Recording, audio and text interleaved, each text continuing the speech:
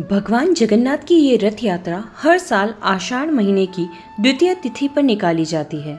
इस रथ यात्रा के निकलने के पीछे कई मान्यताएं हैं।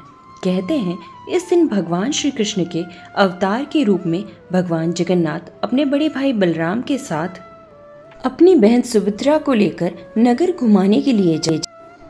तो आइए जानते हैं जगन्नाथपुरी रथ यात्रा के बारे में कुछ खास बातें।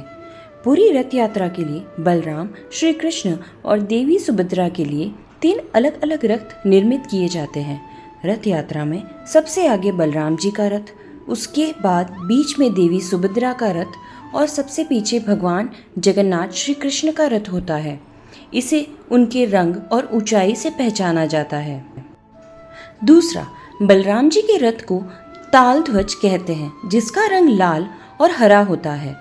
देवी सुभद्रा के रथ को दर्पदलन या पद्म रथ कहा जाता है, जो काले या नीले और लाल रंग का होता है।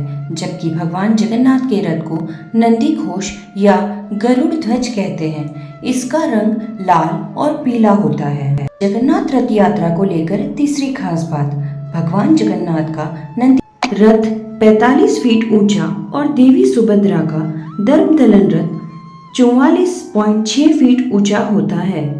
सभी रथ नीम की पवित्र और परिपक्व काष्ठ यानी लकड़ियों से बनाए जाते हैं, जिसे दारू कहते हैं। इसके लिए नीम के स्वस्थ और शुभ पेड़ की पहचान की जाती है, जिसके लिए जगन्नाथ मंदिर एक खास समिति का गठन करती है। इन रथों के निर्माण में किसी भी प्रकार के कील या कांटे या अन्य किसी धातु का प्रयोग नहीं होता है।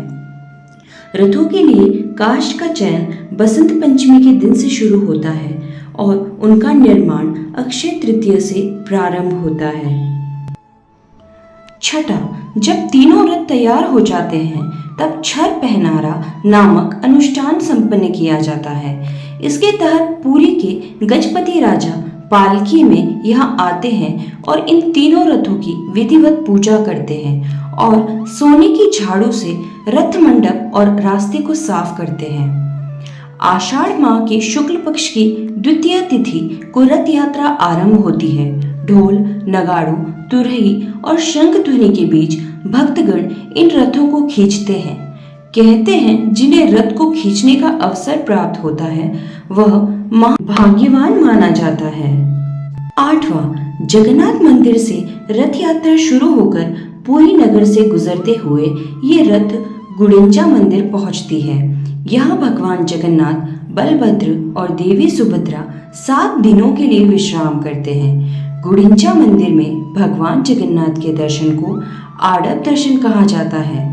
गुड़िंचा मंदिर को गुड़िंचा बाड़ी भी कहते हैं। यह भगवान की मौसी का घर है।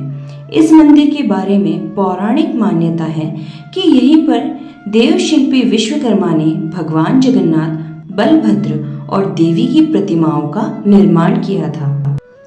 10वां, आषाढ़ माह के 10वें दिन सभी रथ पुनः मुख्य मंदिर की ओर प्रस्थान करते हैं। रथों की वापसी की यात्रा की रस्म को बहुड़ा यात्रा कहते हैं। ऐसी और कुछ रोचक बातों के लिए चैनल को लाइक, शेयर और सब्सक्राइब जरूर करें।